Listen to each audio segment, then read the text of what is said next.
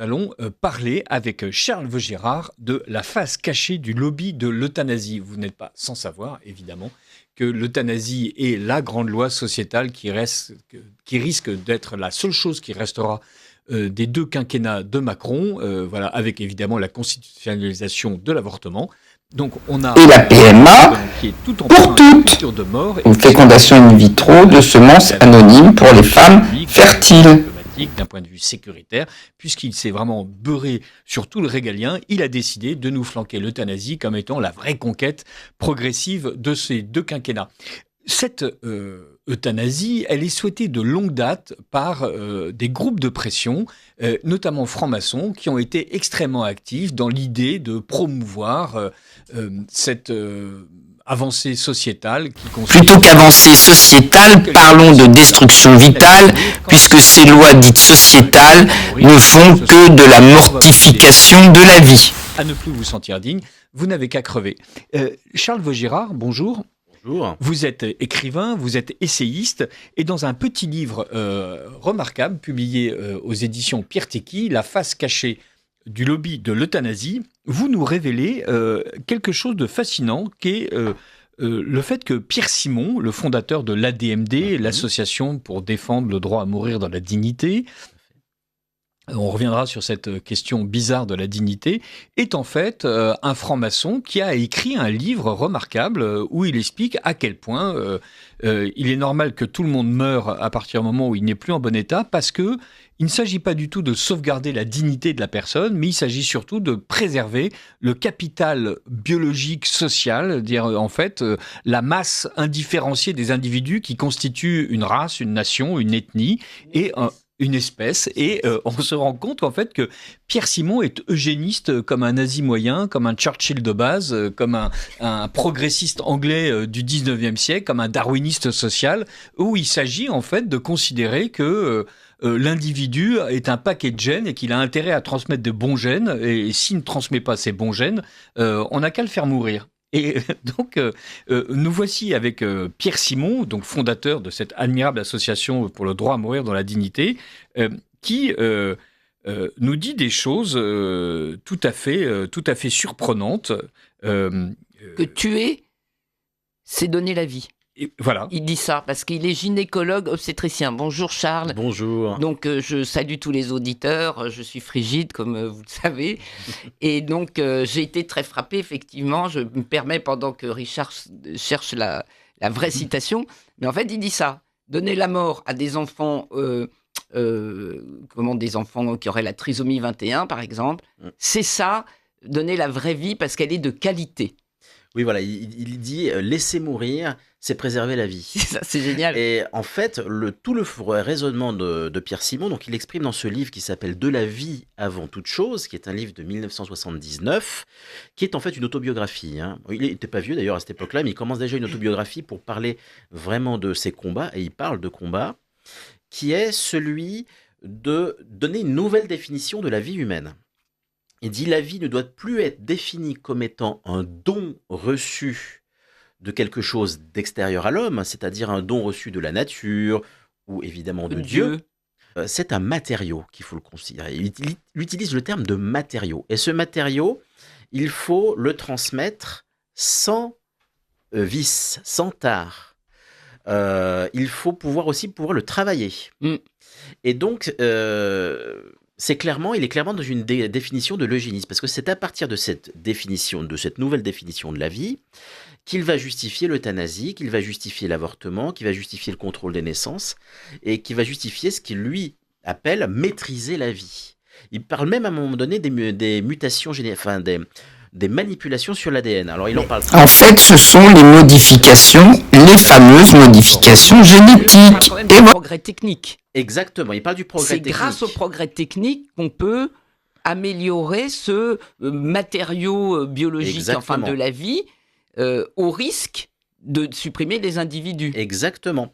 Et il a une vision, alors dans son livre, il a une vision globale. Donc par exemple, il parle de la question des enfants qui à la naissance, dont on constate un handicap. Voilà. Donc, les Mongoliens, il dit. Alors il parle des Mongoliens. Mais en fait, c'est tous les handicaps. Tous les handicaps. Si je peux me permettre. Oui. Quelle peut être notre attitude en face d'un désastre de la nature au moment de son irruption dans la vie ? J'ai participé à nombre de colloques sur le choix de l'heure de la mort, mais qui dispose du choix de laisser entamer un processus vital à un être lourdement handicapé au départ ? Donc, et il faut, selon lui, bien sûr, on peut avorter in utero, mais en fait, même ex utero, c'est-à-dire une fois que le nourrisson est né, si on se rend compte qu'il est moins gracieux que ce que Pierre Simon pose comme canon de la beauté, de la santé, de l'espèce. Vraiment, une fois de plus, il y a un côté raciste, eugéniste absolument incroyable. Oui, en plus, on n'a qu'à éliminer le bambin. Hein, exactement. Il est gynécologue obstétricien, donc il accouche les femmes. Il accouche les femmes, oui. Donc il sait de quoi il parle. Il sait de quoi il parle et il a une vision vraiment de... Voilà, il n'hésite pas à dire qu'il faut tuer un être humain à la naissance, hein, et froidement, il le dit comme ça. Il y a aussi, son livre est très très global, hein, parce qu'il parle aussi de l'insémination artificielle, d'une maîtrise de la vie par l'insémination par tiers donneur. Il commence par la pilule, par la contraception.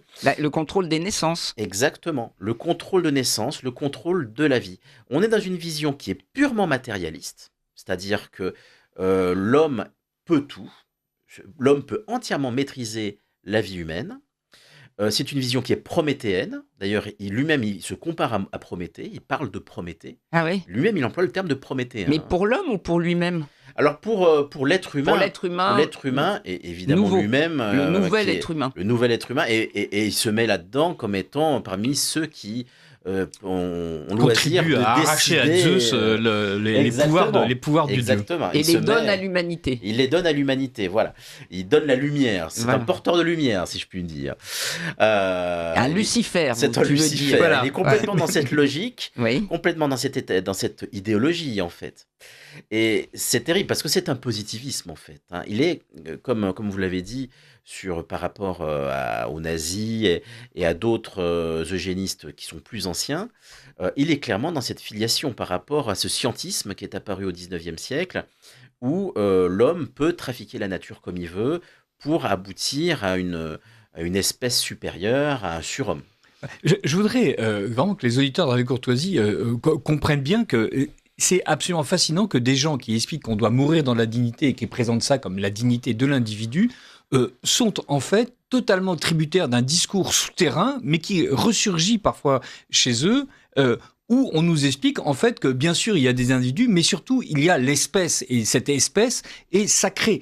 Ce n'est pas la mère seule, c'est la collectivité tout entière qui porte l'enfant en son sein. On a l'impression d'entendre un ministre socialiste nous expliquer que l'enfant appartient d'abord à la République. C'est exactement Vincent Peillon, ministre de l'Éducation nationale en 2013, sous François Hollande, qui expliquait que la République devait arracher les enfants au déterminisme de leurs parents. Avec les gens qui parlent de mourir dans la dignité, avec les gens de l'ADMD, avec ceux qui sont en train de vous vendre l'euthanasie comme étant le moyen sociétal par excellence de garantir à chacun la véritable dignité, eh ben, en fait, vous n'êtes qu'un élément de l'espèce et c'est cette espèce qu'il faut protéger. Et d'ailleurs, si vous devez mourir, c'est que ça coûte cher à l'espèce de vous maintenir en vie.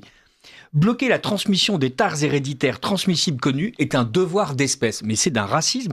La santé est devenue une propriété collective. Nous cotisons à la sécurité sociale pour la qualité de la vie et la santé de la collectivité. C'est l'espèce qui prime sur l'individu. Et si en réalité, c'est la technologie qui prime sur l'individu qui aujourd'hui n'est plus rentable. C'est effroyable, c'est profondément indigne. C'est profondément contraire à la dignité humaine. C'est un eugénisme spéciste, on va dire, au niveau de l'espèce. Tout à fait. Et j'ajouterais aussi que c'est l'eugénisme des comptables. L'eugénisme des comptables, c'est l'eugénisme de l'espèce, ils ne font qu'un, puisque l'argent achète les technologies qui remplacent l'être humain et qui le rendent obsolète et trop cher.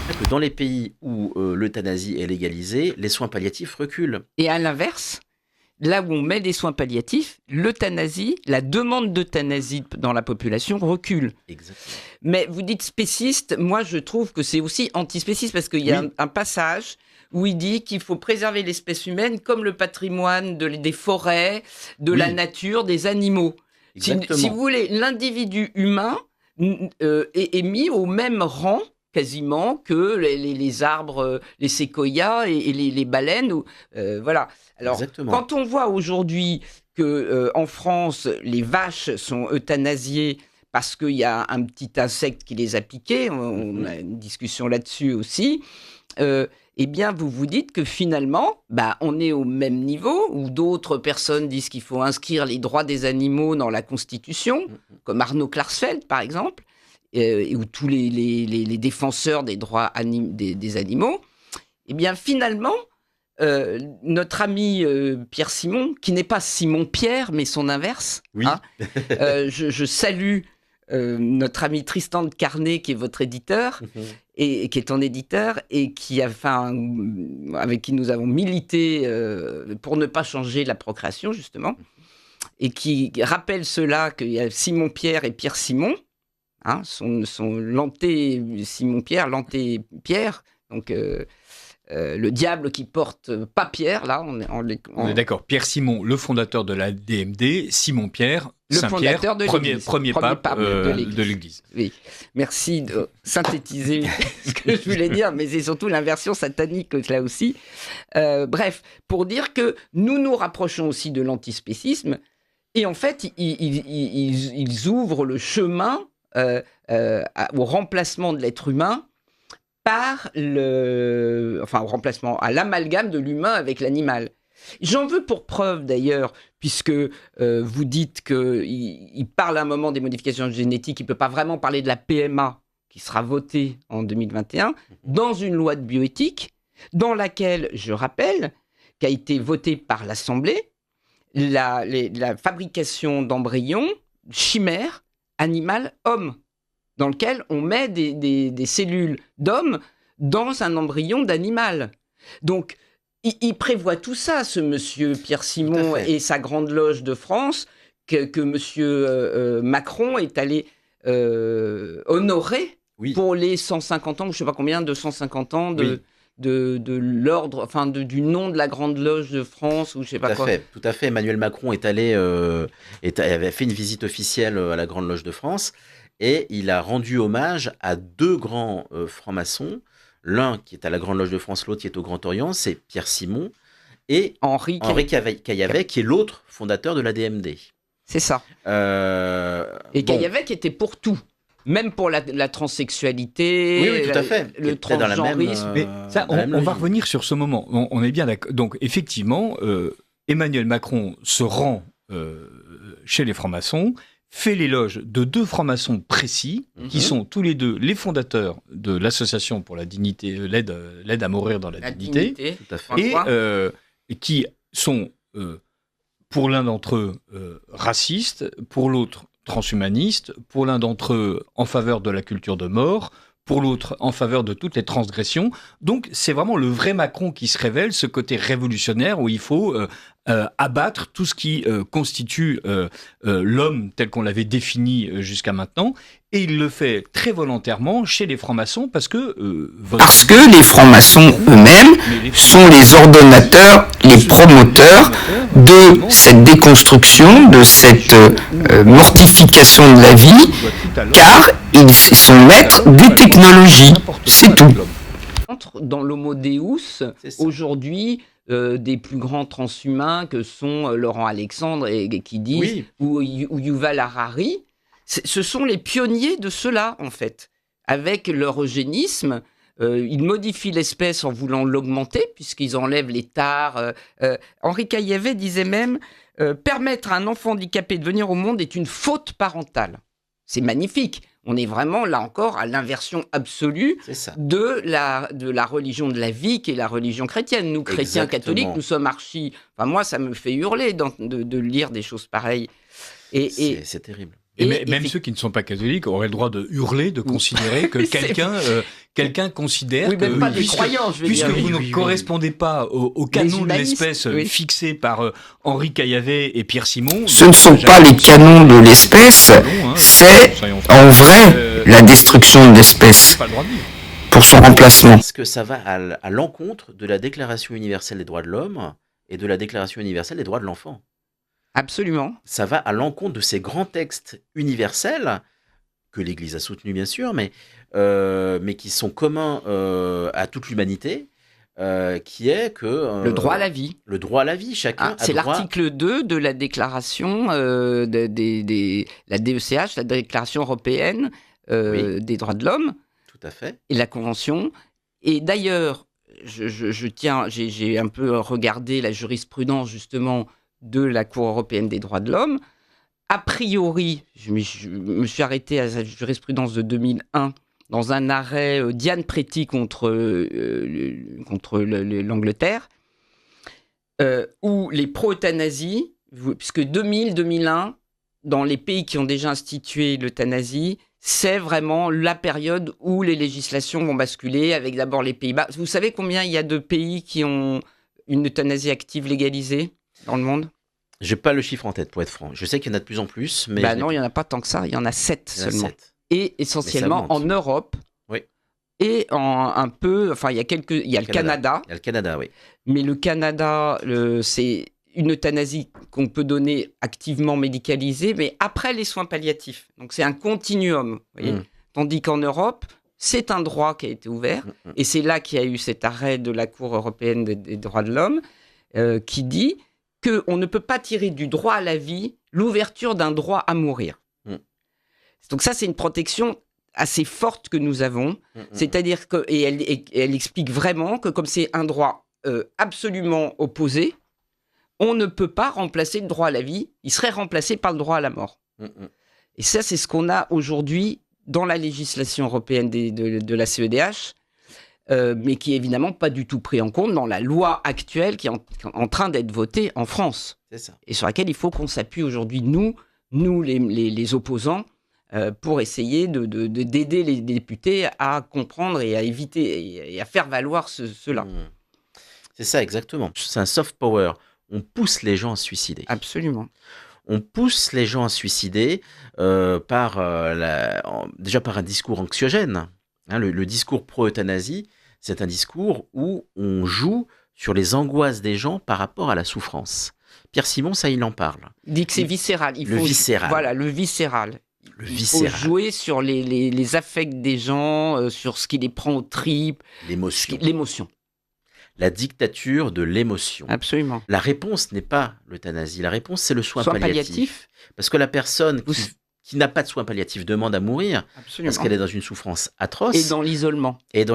Mais quand elle est entourée de sa famille, quand elle est soignée, elle ne demande plus à mourir. Absolument. Ça, c'est très clair. Et moi, je l'ai vécu pour ma propre mère. Oui. 21 jours de soins palliatifs, c'est long, hein, parce que le temps moyen en soins palliatifs, c'est moins d'une semaine. D'accord. Hein, on emmène vraiment les gens quand ils sont évidemment à l'extrémité, sinon ils sont à l'hôpital ou chez eux. Et j'avais été extrêmement impressionné du fait qu'elle était déjà dans un état d'avancement, d'endormissement. Enfin, vous voyez, elle ne mangeait plus, on arrête les perfusions. C'est normal, elle s'en va. Mais pour autant, il y avait un kinésithérapeute qui venait lui masser les jambes et qui venait lui masser les épaules pour essayer encore de la traiter comme un vivant. Vous voyez ? Et ça m'avait épaté, quoi. Puis moi, j'étais resté, il m'avait laissé... J'étais resté les 21 jours, je dormais sur un matelas à côté d'elle jusqu'au dernier moment. Et là, on se rend compte que nous ne sommes pas maîtres de ce passage. Ça n'est pas vrai. C'est pas elle qui a décidé. C'est tout d'un coup, l'âme est prête. Et à un moment, c'est le moment. Et cette femme qui était mourante, elle est arrivée à me réveiller à 4 heures du matin pour que j'assiste à sa naissance au ciel. C'est-à-dire, je suis un peu devenue sa maman dans le passage. J'ai eu cette grâce infinie. Et vous voyez, je vais vous dire, Charles et Richard et vous autres auditeurs, pour cela, jamais je ne laisserai les gens une loi générale décréter que la société peut donner la mort, suicider un être humain.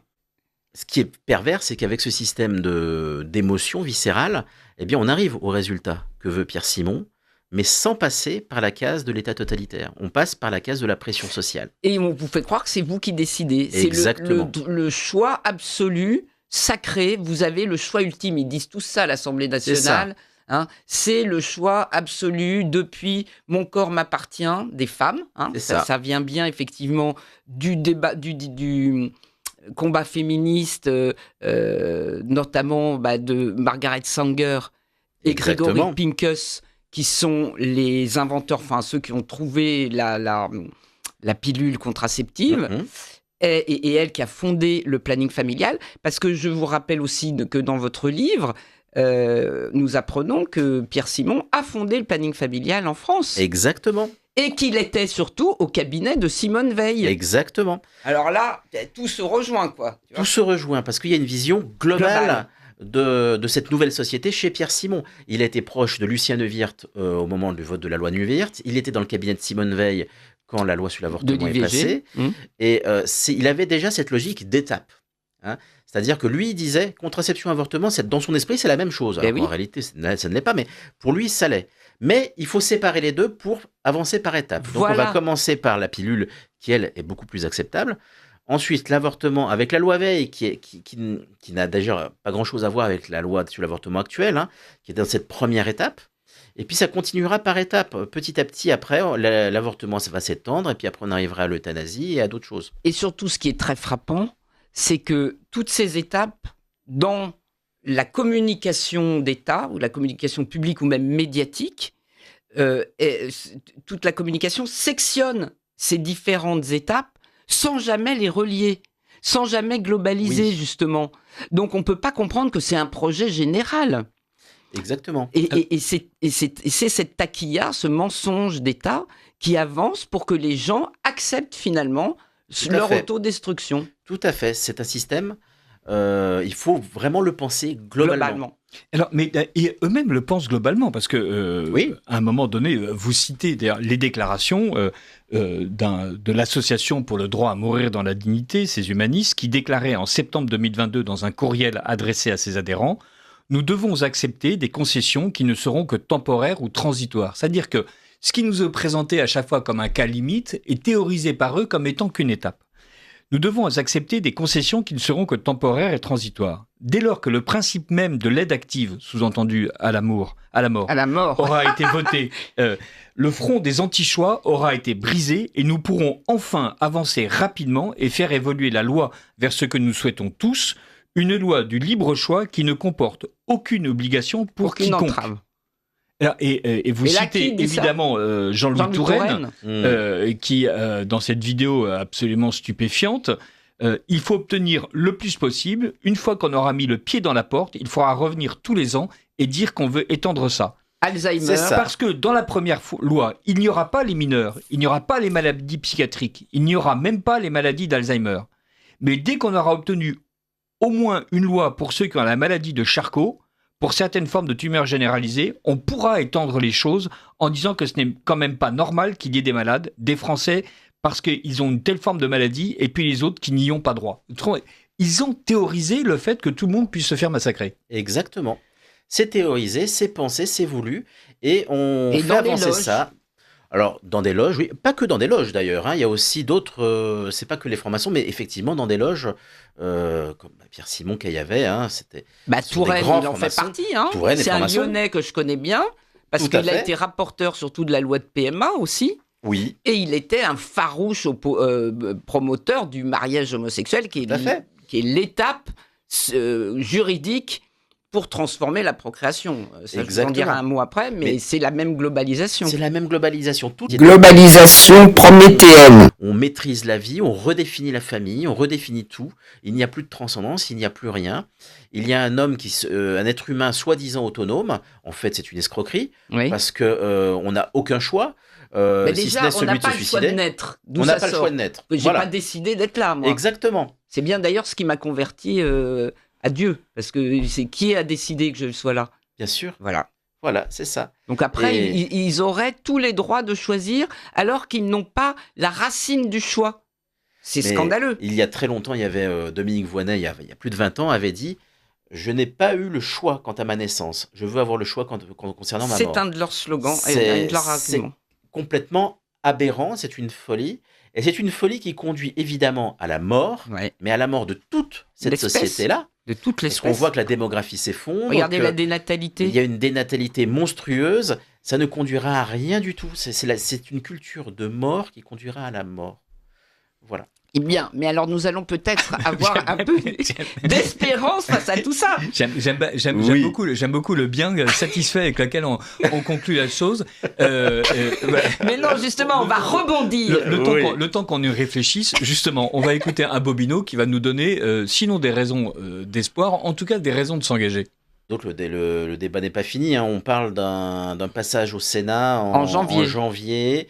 Et ils espèrent à l'Assemblée février. C'est cela, Olivier Falorni. Alors, il y a beaucoup de gens qui sont très énervés, d'ailleurs, parce qu'on va donner maintenant les raisons d'espérer face à cette loi. Est-ce que c'est ta chronique de 5 minutes ? Non, alors pas tout à fait, mais déjà, les raisons d'espérer, c'est de savoir qu'il y a des gens qui ne sont pas contents parce que le Sénat fait de la résistance.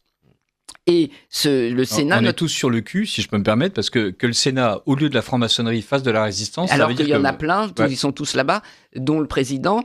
Eh bien, ils n'ont pas inscrit à l'ordre du jour, alors qu'ils auraient dû le faire la semaine dernière. Ils n'ont pas inscrit, enfin la semaine, il y a 15 jours, ils n'ont pas inscrit l'examen de la loi. Donc, en disant qu'il y a trop d'incertitudes et qu'il faut voter le budget, et notamment le budget de la sécurité sociale, dont... Cette loi d'euthanasie pourrait effectivement réduire puisqu'il y a évidemment que si on passe à l'euthanasie des personnes en fin de vie, ça fait autant de moins qui sera dépensé à l'hôpital ou dans les soins palliatifs. Voilà. Mais si vous voulez, je peux passer à ma chronique. Je disais juste qu'à l'heure actuelle, les raisons Olivier Falorni, bah oui, c'est qu'il y a déjà des gens furieux. Et il y a notamment eu le 4 novembre, parce qu'il faut toujours, vous savez, des personnes emblématiques qui portent le projet. Et là, c'est un gars qu'on connaît bien sur Canal+, qui y est plus maintenant, parce qu'il a la maladie Charcot, qui s'appelle Charles Bietri. Et Charles Bietri, qui est un journaliste sportif, on le met en avant, vous voyez, comme un peu, on pousse pour expliquer qu'il ne peut plus vivre comme ça, alors qu'en fait... Ça fait 2 ans déjà qu'il dit qu'il va mourir et qu'il n'est plus en état, mais il est quand même en état pour faire une... Alors évidemment, je ne vais pas me moquer de lui, bien sûr, il souffre avec cette maladie, mais il a quand même pu faire une lettre au président de la République avec Olivier Falorni, qui est le porteur de la loi à l'Assemblée nationale, qui est un modem qui était déjà très mécontent contre François Bayrou, qui a scindé la loi en deux, soins palliatifs d'un côté, euthanasie, donc droit à mourir de l'autre. Et il demande, quoi donc maintenant, un référendum. Alors pourquoi un référendum, Charles, à votre avis ?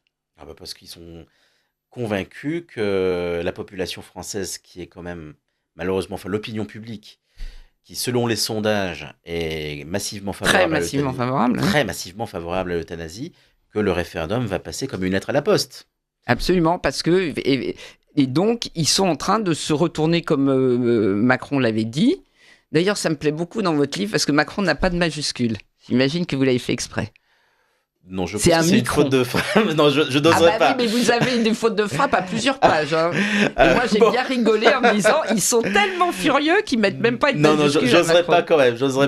Non, c'est une faute de frappe. Achetez tous la première édition avant que le bouquin ne soit réédité et corrigé. Moi, j'ai cru que c'était sur le PDF et que c'était corrigé. Je vois l'impression et c'est bon. Mais sinon, on adore. Rien que ça, c'est un argument de vente, je trouve. Non, les arguments d'idées suffisent pour répondre.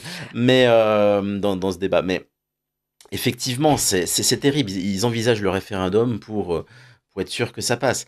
Je suis content de voir qu'il y a de la résistance au Sénat. L'autre chose aussi qui est source d'espoir, c'est finalement le vote à l'Assemblée nationale. Ça a été beaucoup plus... Alors, on peut être déçu par le vote du RN, parce qu'il y a quand même eu 11 ou 12 voix pour, et puis pas mal d'abstentions, enfin pas mal, quelques abstentions. Il y a quand même plus de 100 personnes qui ont voté contre, dont Marine Le Pen, je vous rassure. Mais l'UDR, par exemple, Éric Ciotti et ses 11 membres, ou 12, je ne sais plus combien ils sont, c'est du 100%. Et là où c'est plus étonnant, c'est que chez la République En Marche, enfin Renaissance, vous avez quand même un gros tiers qui a voté contre. Tout à fait. Idem chez Horizon, chez monsieur... comment Édouard il s'appelle oui, voilà, Édouard Philippe. Eh bien, c'est presque à moitié-moitié. Oui. Donc, là, vous avez des petites étincelles, peut-être, qu'on peut ravivée grâce à votre ouvrage qui explique quel est donc le plan caché, le plan secret, la taquilla de la destruction de la vie humaine au nom de l'espèce humaine derrière. Et alors, j'en profite, si maintenant vous le voulez bien, pour vous faire un petit rappel des lois. Parce que cette doctrine dont nous parle M. Caillavet, M. Pierre Simon et M. Jean-Louis Touraine, ou Forlani, en fait, elle est mise en place en France dans un ordre, une temporalité qui est très efficace puisqu'elle suit la temporalité de la vie biologique. Et donc, cette temporalité, à la différence des autres pays occidentaux, qui n'ont pas forcément commencé par la procréation, ils n'ont pas changé la contraception et puis l'IVG et puis le mariage. Ils sont commencés par l'euthanasie des adultes. Et vous voyez, il y a quelque chose d'inefficace dans le fait qu'ils ne suivent pas l'ordre biologique pour le détruire dans le bon ordre. Quand vous voulez attaquer quelque chose, il faut commencer du début à la fin. Comme l'Église nous dit, nous devons nous protéger la vie humaine et l'être humain, donc, et la dignité de l'être humain du début à sa fin. Eh bien, ces personnes-là, françaises, cartésiennes, ont bien compris que c'est dans cet ordre-là qu'il fallait agir. Et ça a commencé, donc, on l'a dit, avec la loi de 67, et avec la mise en place du planning familial, donc par ces gens qui étaient dans les cabinets. Vous l'avez très bien redit tout à l'heure. Donc, dès 67, sous le général de Gaulle, ça aussi, il va bien falloir le comprendre. Il n'y a pas que la gauche qui accélère, mais ça commence aussi avec la droite. Ensuite, Giscard, 74, Simon et Simone, Pierre Simon et Simone Veil. Oui. Alors que Simone Veil a toujours demandé à ce que le droit à la vie soit premier. Oui. C'est l'article 1 de la loi de 74, enfin de janvier 75. Et ensuite, il y a une exception à ce droit à la vie dès la procréation, qui est, dans des cas très précis, très encadrés, une possibilité pour les femmes de pouvoir ne pas poursuivre leur grossesse. Okay, on en était là. Mais on voit que dès le cabinet, derrière, il y a M. Simon qui a une autre idée en tête. Et c'est ça. Et ça, vous voyez, vous nous apportez vraiment quelque chose d'extrêmement précieux pour expliquer ça à nos congénères. Tout à fait. Et en fait, c'est sans faire de jeu de mots, mais c'est une manière de faire avaler la pilule d'une certaine manière, ce morcellement. Quand il y a eu la loi Neuwirth, le général de Gaulle ne pensait pas une seconde que ça allait dégénérer comme ça, parce qu'il n'était absolument pas dans cette logique eugéniste. Alors, ce qu'il y a... ça fait partie des trucs qui étonnent chez de Gaulle. Il lance des machins, il ne se doute pas de comment ça va terminer. Voilà, 58. C'était à la fin de son mandat. Ouais, c'est ça. Bon, enfin, moi, je l'aime bien, donc. Non, mais en revanche, sur quoi je voudrais insister, c'est que la loi donc, qui bloque le processus vital biologique va avoir une conséquence immédiate sur la société. C'est quoi ? Mai 68. Ah bah oui. La libération sexuelle, pourquoi ? Et le bordel généralisé, pourquoi ? Eh bien parce que on a dissocié la procréation de la sexualité. Et ça, je vous rappelle que c'est aussi quelque chose qu'on retrouve dans votre livre, où Monsieur Simon dit, ou Caillavet, ou enfin les autres disent tous, c'est très important d'avoir une sexualité, de faire des enfants sans sexe. Exactement. Vous voyez comme on prépare déjà avec la pilule l'arrivée des fécondations in vitro de 30 ans plus tard. Il en parle lui-même, parce qu'il est un des promoteurs de son vivant de l'insémination artificielle. Voilà. D'ailleurs, il disait que le médecin qui transporte dans sa valise les ovules et le sperme congelés, ça fait partie de la démarche de procréation, comme un rapport sexuel en quelque sorte. C'est ça. Lui, c'était important de pouvoir faire l'amour sans faire d'enfant, et faire des enfants sans faire l'amour. Absolument. Séparation totale des deux, et c'est là où est la clé de la maîtrise de la vie. Mais bravo. Et alors, j'ajouterais un deuxième axe de maîtrise de la vie, c'est évidemment le décodage du génome humain. Oui. Quand vous avez le code humain qui n'est plus uniquement biologique, mais qui est rentré dans la même mallette, si vous voulez, d'une certaine façon, mais dans l'ordinateur de la mallette, vous avez préempté la vie. Et c'est avec ce progrès technologique aussi qu'ils se sentent tout puissants. Est-ce que vous savez que Laurent Alexandre, par exemple, il a son code génétique dans sa poche, sur une disquette. Comme ça, il est sûr de se transmettre, enfin de rester éternellement dans une machine lui-même. C'est vraiment une espérance carcérale absolument stupéfiante. Bon, alors bref. Alors, je vais aller assez vite pour vous dire comment ça va avancer. De pair, donc. En 81 arrive François Mitterrand. Et en fait, vous allez me dire que peut-être je vais un peu loin, mais c'est surtout la suppression de la peine de mort pour les criminels. Et de ce point de vue, on pourrait dire, bon, il protège la vie. Eh bien non, parce qu'en fait, en supprimant la peine de mort pour les criminels, il donne la mort aux innocents. Et moi, je lis ça aussi avec cette avancée de la mort et cette suprématisation de la mort, notamment quand ça va rentrer dans la Constitution, que ce soit cette peine de mort, ou bien l'IVG, comme nous l'avons vécu il y a maintenant un an, en 2024, quand on a constitutionnalisé la peine de mort, l'euthanasie de l'embryon. Et panthéoniser M. Badinter, pour moi, ça relève exactement de la même chose. C'est panthéoniser la mort de l'innocent. Parallèlement, on avance sur... Là, je vois que vous n'êtes pas tout à fait... Oui, parce que je suis contre la peine de mort. Eh bien, moi, j'étais contre, mais pas quand on met l'IVG dans la Constitution. Voilà. Alors, en fait, vous voyez ce que je veux dire ? Que c'est là, deux on inverse... sujets différents. Ah bah non. Mais... Les enfants qui meurent, ils meurent. Ah oui, non, mais je suis d'accord. Mais qu'ils ne soient pas médicalisés, mais que ça soit qu'on prenne comme moyen d'action le criminel et que lui reste en vie et que l'enfant soit mort, bah c'est la mort qui gagne. Ah, voilà. Je suis d'accord. C'est un paradoxe, en fait. Non, mais ça, c'est ce que je dis. C'est un paradoxe, c'est-à-dire que d'un côté, on abolit la peine de mort. Le pape Léon XIV Votre fameuse société, elle abolit la peine de mort pour celui qui va détruire, mais elle va détruire l'innocent, y compris... C'est d'une incohérence absolue. Sauf si vous dites que la mort gagne. Voilà. Bah là, la mort gagne, ça on est d'accord. Parce que dans la constitutionnalisation de l'IVG, on n'a pas remis le droit à la vie premier. Et oui, je sais bien. Et oui, je sais bien. Et c'est ça qu'il faut faire, si vous voulez. Donc, pour aller assez vite, à partir de 2012...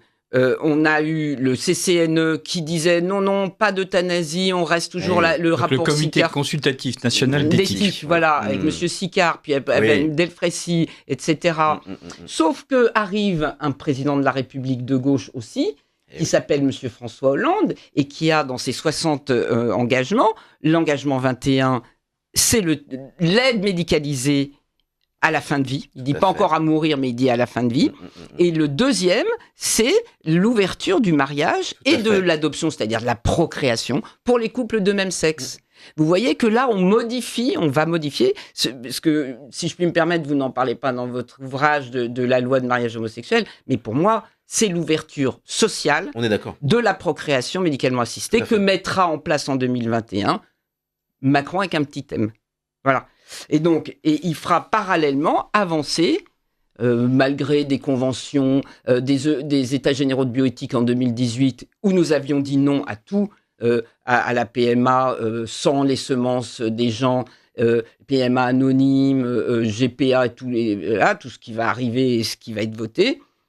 Nous avons eu, malgré tout, la loi qui a été votée en 2021, avec ces fameux embryons, chimériques, etc., pour en arriver finalement, comme vous le dites, en 2022, à la Convention citoyenne, avec des gens que Tristan de Carnet le rappelle, qui viennent des sociétés d'assurance, la mutualité, parce que eux, ça va leur faire des économies si on paye pas. Une convention, je le rappelle, organisée par le gouvernement, prétendument avec des tirages au sort, fortement encadrée en fait par toutes les associations favorables à l'euthanasie, dont on a éliminé quasiment tous ceux qui auraient pu s'y opposer, et avec des groupes de discussion fortement orientés par des personnes donc, qui encadrent ces discussions. On dit, une fois de plus, une prétendue démocratie et en fait un véritable déni de démocratie. Frédéric Rouvillois et Christophe Boutin ont excellemment analysé ces prétendues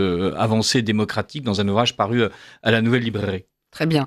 Et donc, ces citoyens étaient ceux qui étaient favorables à l'euthanasie, en disant que c'était la représentation de la société, mais comme elle est manipulée, Richard vient de nous le dire, et nous qui voulions intervenir, Eh bien, nous, les anti-euthanasie, nous étions, enfin, anti cette euthanasie-là, les soins palliatifs et éventuellement la sédation profonde et continue de la loi Leonetti de 2016 pourraient sembler être un palliatif aussi, même si on peut avoir quand même des critiques.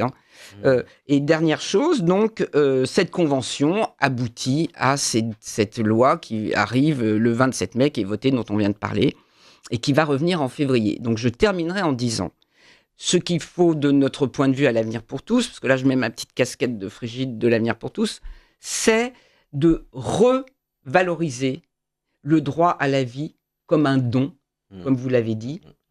Comme le disait Axel Kahn, la dignité de l'être humain est inconditionnelle, c'est pas selon son code génétique ou sa jambe cassée ou sa trisomie. Et surtout, c'est peut-être en s'appuyant sur la Cour européenne des droits de l'homme et dans la Constitution, de militer pour le rétablir, puisque c'était la loi Veil. Eh bien, on va le dire qu'on va le faire au nom de Simone Veil. Voilà. C'est très bien vu, c'est très bien senti. Merci beaucoup. Charles Vaugirard, revenons brièvement dans les quelques minutes qui nous restent à votre livre, La face cachée du lobby de l'euthanasie. Affichons la couverture. L'eugénisme de Pierre Simon, fondateur de l'ADMD. Depuis le début, on dit qu'il y a là un discours caché. C'est parce que, en fait, ce livre de la vie avant toute chose, paru aux éditions Mazarine, a en fait disparu, n'a jamais été réédité. Voilà. Alors, on peut quand même le trouver. C'est bizarre, c'est étonnant. Pierre Simon, de la vie avant toute chose, vous tombez sur archive.org et vous pouvez télécharger le bouquin sous plusieurs formats. N'hésitez pas, achetez le livre de Charles Vaugirard, téléchargez gratuitement le bouquin de Pierre Simon qu'il a voulu dissimuler. Pourquoi est-ce que Pierre Simon, à un moment donné, se rend compte en fait qu'il a trop parlé ? Alors, ça reste énigmatique, parce qu'on n'a pas d'explication, on n'a pas de preuve qu'il y a eu un retrait délibéré. Ce qui est vrai, c'est qu'il n'a pas été réédité, et qu'on a des témoignages de gens qui disent qu'il serait resté très peu de temps dans les librairies et qu'il aurait été retiré du marché. Pourquoi ? On ne sait pas. Est-ce qu'il aurait eu des problèmes avec la justice à cause des termes qu'il employait ? Est-ce qu'il aurait dit « Oh, j'ai trop parlé, je retire ». C'est ce qu'on dit, mais je n'ai pas de preuves. Donc, je ne peux pas être affirmatif là-dessus. Mais ce qui est vrai que c'est un livre qui est complètement passé sous silence. Mais parce qu'il est eugéniste. Bah oui, voilà, c'est ça. C'est aussi simple que ça. C'est très vraisemblablement ça. Simplement, je reste prudent parce que j'ai pas la preuve par neuf. Mais ça ressemble quand même beaucoup à c'est une hypothèse. Ah bah, elles sont eugénistes. Eh bien, le livre est très clair. Hein. Bon, bah vous savez, ça peut effectivement être traduit en justice. Et je pense qu'ils ont eu peur de ça. Ils ont eu peur de ça. Et surtout, ça contrevenait à leur communication viscérale, émotionnelle, etc. On voyait la réalité. Tout à fait. Que nous avons maintenant intérêt à dévoiler. Il faut le dévoiler. Et or non, instinctivement, on a cet instinct qui est bon, qui est dans notre nature, qui est de préserver la vie, de sauver la vie de l'autre. Cette vie qu'on ne choisit pas, qui n'est pas un matériau, qui est un don, et qu'on donne. Et qu'on transmet. Et qu'on transmet. C'est pour ça que c'est très grave qu'aujourd'hui, il n'y ait plus de volonté de transmission, y compris même pas de relations sexuelles chez beaucoup de jeunes aujourd'hui. L'euthanasie, finalement, on va faire des économies, on ne va pas investir dans les soins palliatifs, ça coûte trop cher. Évident. Voilà, et on laisse faire... Les soins palliatifs qui pourtant sont légaux, une loi a été promulguée, ils sont censés être déployés. Bizarrement, il y a du retard. Tout à fait, il y a du retard. Parce qu'il n'y a pas forcément une grande motivation là-dessus. Même si les personnels soignants, pour beaucoup, souhaitent qu'il y ait des soins palliatifs. Oui, mais il manque la moitié quasiment des départements qui n'ont pas d'accès aux soins palliatifs. C'est ça, c'est une catastrophe. C'est quand même une catastrophe. Et malgré le plan décennal qui a été voté, là, elle a été votée à 100%, la première partie de la loi sur les soins palliatifs, sur le développement sur 10 ans des soins palliatifs. Mais c'est un chiffre de plusieurs milliards. Et donc, effectivement, ils ont voté, mais ils ne le mettront pas en place, puisque par ailleurs, il faut faire des économies de 44 milliards ou de je ne sais pas combien. Donc, c'est tout à fait, là aussi, c'est paradoxal. Oui, c'est paradoxal, exactement. C'est paradoxal et c'est terrifiant. L'eugénisme des comptables. C'est ça, c'est un eugénisme financier. Et alors, moi, j'ai un ami qui me disait aussi autre chose qui est tout à fait juste, c'est la recherche médicale. Parce que si vous tuez les malades, vous essayez pas de les soigner. Vous ne faites pas avancer la recherche sur le cancer. Et donc, en fait, on régresse même sur l'avancée de la recherche, de la technologie qui pourrait aider à... Au final, la technologie, elle va servir les transhumains à développer de l'IA, des robots, le fameux monde qui va nous remplacer. C'est pour ça qu'on est en dépeuplement comme les vaches. Et puis, on ne soignera pas les maladies. L'Alzheimer, pourquoi on n'avance pas, par exemple? Oui, tout à fait. C'est une décadence, en fait. C'est une décadence. Un grand remplacement, je dirais. Alors, le grand remplacement par la technique, par l'IA, par le transhumain, qui ne verra jamais le jour. Enfin, Laurent Alexandre, post-humain. Laurent Alexandre qui dit que le meilleur renseignant qu'il a jamais eu, c'est ChatGPT 5. C'est ça. Et quand j'ai vu ça hier, j'ai tout de suite tweeté en me disant, mais ces profs étaient-ils donc si nuls? Est-ce que on peut faire quelque chose en tant qu'auditeur de Radio Courtoisie? Est-ce qu'on peut écrire à son député? Quels sont les moyens? À son sénateur, déjà. Écrire à son sénateur, écrire à son député, et à tous les sénateurs. Et à tous les sénateurs. Ça, c'est sûr, il faut faire pression en donnant des arguments, des éléments, et en défendant dans ce livre. Pourquoi est-ce qu'on n'enverrait pas le livre à tous les sénateurs? Pourquoi pas? On peut le faire. Il y en a plein qui n'y comprennent rien aux députés. Alors ça va peut-être être un petit budget, mais ça pourrait vraiment leur ouvrir les yeux. On peut faire ça, tout à fait, on peut faire ça. Déjà, on va en faire la promotion sur nos sites, nos réseaux numériques et compagnie pour que tout le monde ait cet ouvrage entre les mains. Et puis après, d'aller donner des arguments aux sénateurs et aux députés. On recevait l'autre jour le député Olivier Servat, c'est terrible. Ils ne savent pas de quoi ils parlent, de ce qu'ils vont voter. Il y a toute une partie et ça, lui, il est un lyote. Et d'ailleurs, Falorni venait de chez lui. Enfin, bon, bref, je ne sais plus, mais il n'était pas très loin. Ben non, au Modem, ils étaient au Modem. Il est au Modem. Certains sont très spécialisés, les autres ne savent rien. Sur la PMA, il n'était au courant de rien. Il avait voté parce qu'on lui avait dit qu'il fallait pour les femmes, sur leur liberté. Il n'avait pas compris que toutes les femmes fertiles avaient droit à une procréation de stérile et que ça stérilisait donc la jante féminine et masculine au passage. On se battre pour le développement des soins palliatifs. C'est une question d'humanité. C'est une question... Vous avez fait un très beau lapsus tout à l'heure. Vous avez parlé d'aide à l'amour. Oui, je crois que c'est ça, l'aide à l'amour. Le soin palliatif, c'est donner de l'amour à ces personnes qui sont en train de mourir. C'est ce qui montre que leur vie a eu un sens et que nous sommes là pour les accompagner aux derniers instants. C'est une question, c'est la civilisation de l'amour contre la culture de mort. C'est ça la grande question.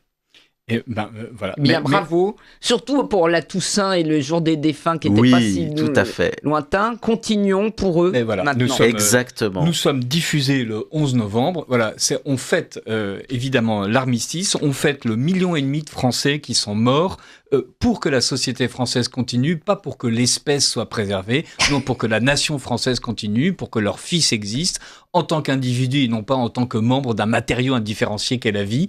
Merci beaucoup d'avoir regardé Restons courtois sur Radio Courtoisie.